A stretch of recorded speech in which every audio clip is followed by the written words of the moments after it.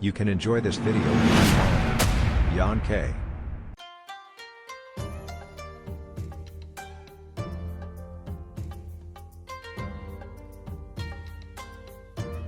皆さん、こんにちは。ジャパントラベラーの摩天楼です。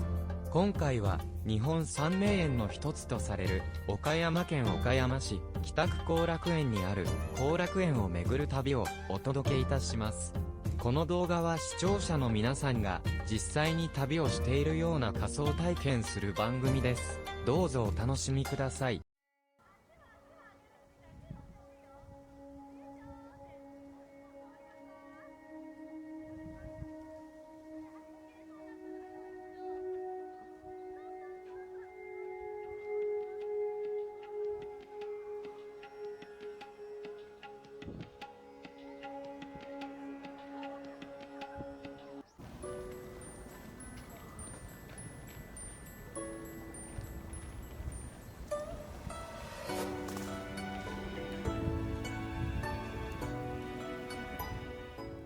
後楽園正門入り口。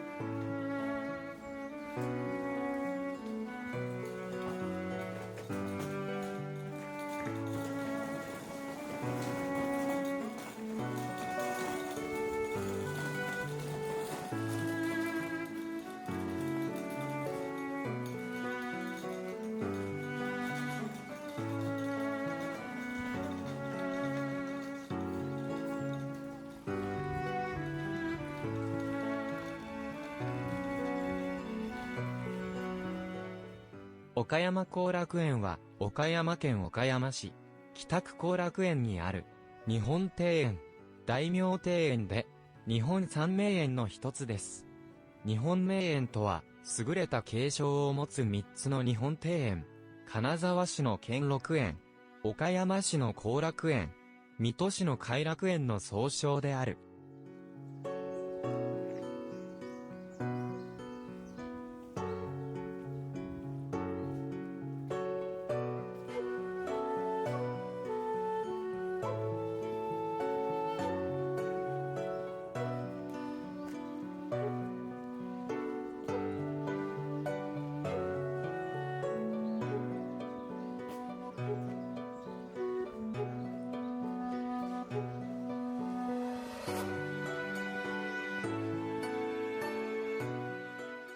岡山後楽園は、今から約300年前に岡山藩二代藩主、池田綱政が、藩主の安らぎの場として作らせた庭園です。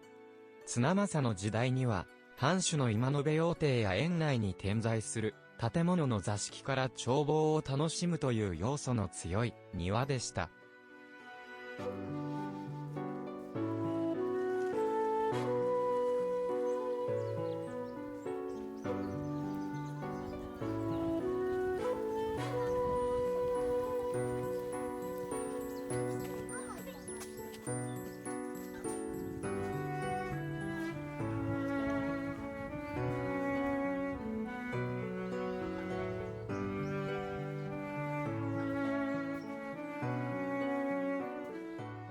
後楽園では、ケージの中でタンチョウを飼育しています。1月から4月にかけては、1年のうちで、タンチョウが最も美しくなる季節です。頭の赤色が濃くなり、羽も艶やかになります。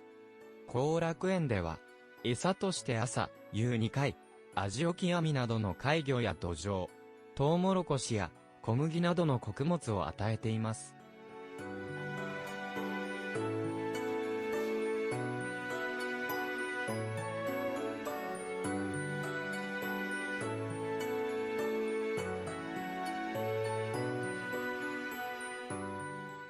各松尺氏の詩碑。詩の大意は、留学時代が懐かしい、後楽園も戦災で城を失った今の眺めは寂しい限り。せめて鶴を立たせて良き伴侶としたい。というもので、詩碑の文字は各松雀氏の直筆です。昭和31年、市の計らいで中国から丹頂庭が贈られました。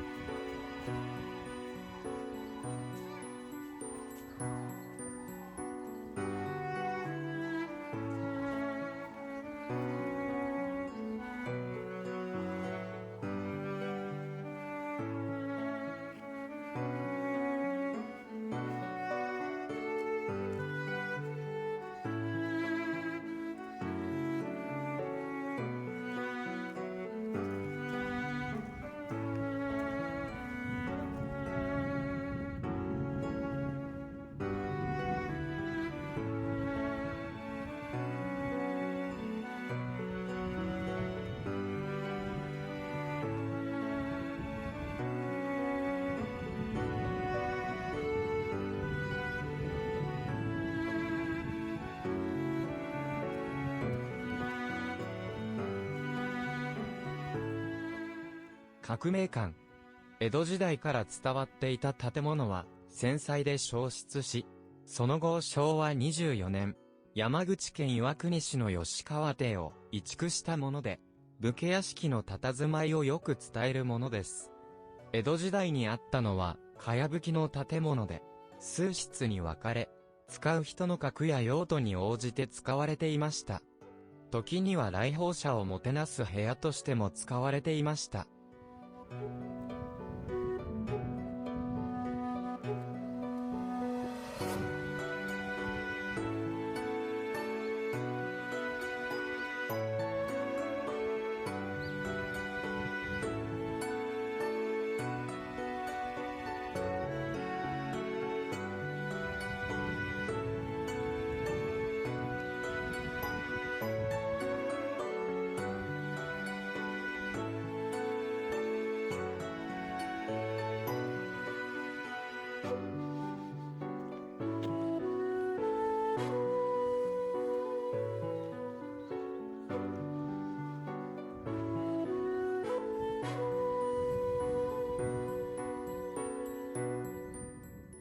遠洋亭。遠洋亭は、藩主が後楽園を訪れた時にくつろぐ場所です。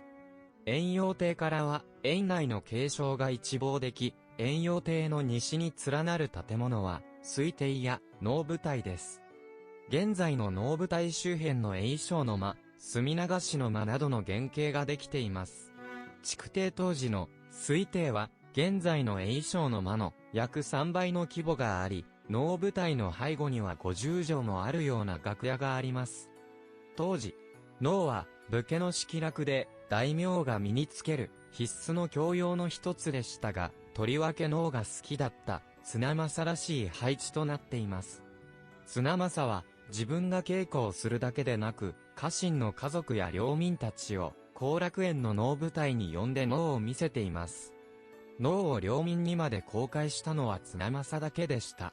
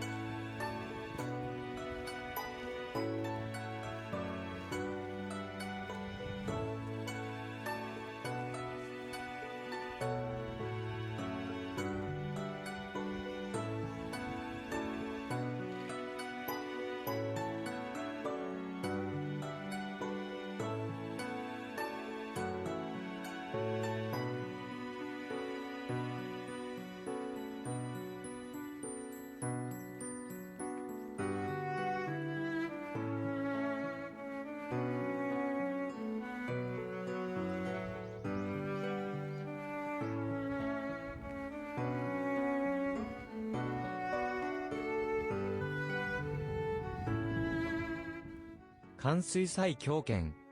沢の池をぐるりと望むことのできる美しく小さな建物です。戦災を免れた建物の一つで、昭和9年、1934年の水害後に復旧された姿を現在も留めています。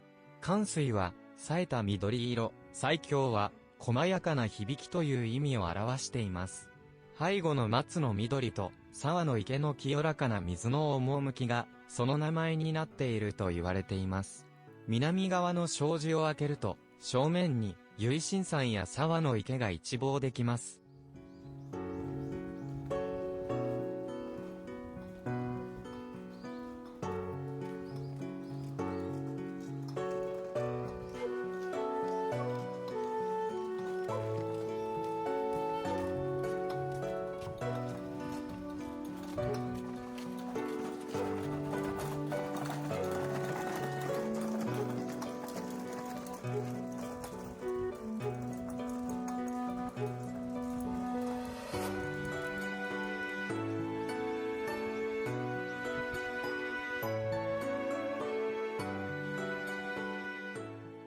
これが江戸時代の面影を伝える日本三名園の一つ、後楽園です。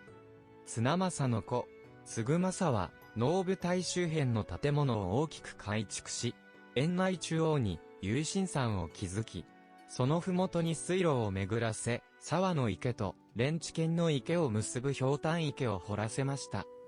こうした改変で庭を巡り歩いても、楽しい回遊性が備わってきました。継政の孫春政は、倹約のため、田畑の耕作に当たっていた人々を辞めさせ、一時的に芝生の庭園となりますが、その後すぐに、園内東の大半は田畑へと戻ります。現在の正殿は、その名残です。こうした時代ごとの藩主の好みや社会事情によって、後楽園の景観は変化し、その積み重ねが歴史となっています。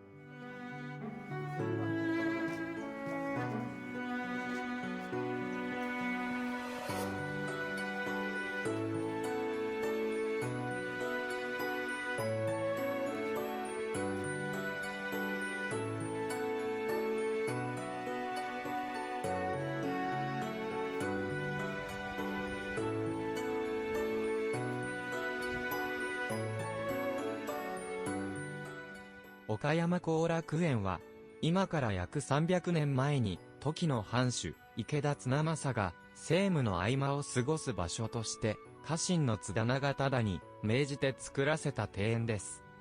後楽園には、築堤当時の姿を描いた、お茶や御絵図が伝わっています。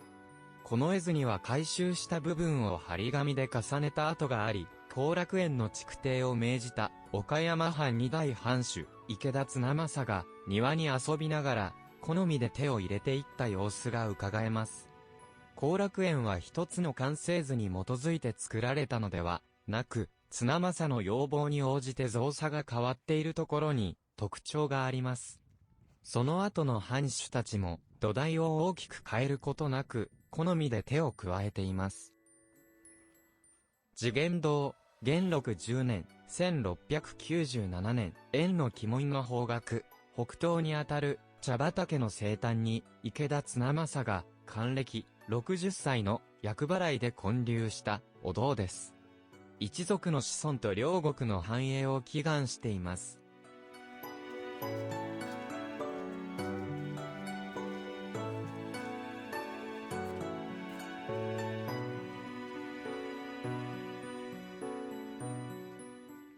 烏帽子岩。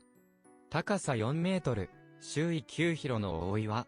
ちなみに9広とは 16.4 メートルにもなります。犬島、瀬戸内の花崗岩です。36個に割って運搬し、園内で原型に組み上げたといいます。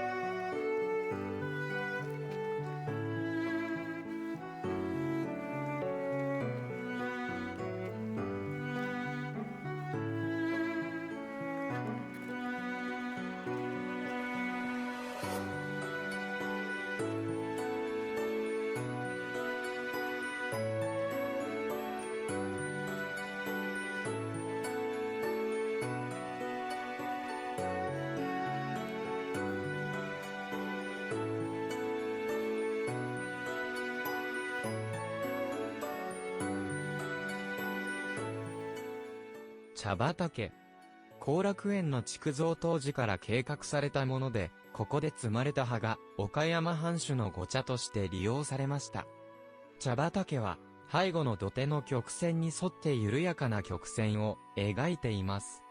現在では、毎年5月の第3日曜日には、茶摘み祭りが行われています。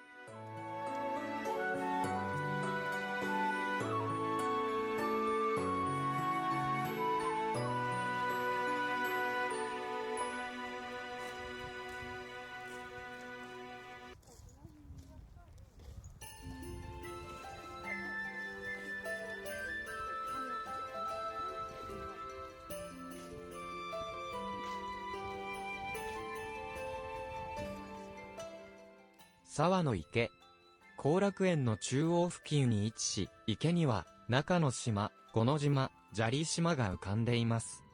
当初は、庭園からは、半島状の地形で、3つの島は1つに、繋がれていましたが、江戸時代末期になって切り離され、現在のような、景観になりました。中之島には、弁財天堂が建立されていましたが、宝暦4年、1754年に、千潮の森、現在地に移され、島茶屋が、五ノ島には、釣り殿が設けられました。また、中之島と五ノ島の間には、上東郡と小野郡との郡、境があり、石標が建立されました。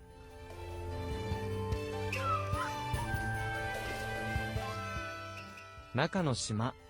沢の池に浮かぶ島で当初は半島状でしたが、江戸時代末期に島として造成されています。隣にある五ノ島との間が、上東郡と小野郡との郡境で石標が建立されました。当初、中之島には、弁財天堂が灌頂されていましたが、宝暦4年、1754年に、千潮の森、現在地に移され、代わって島茶屋が設けられました。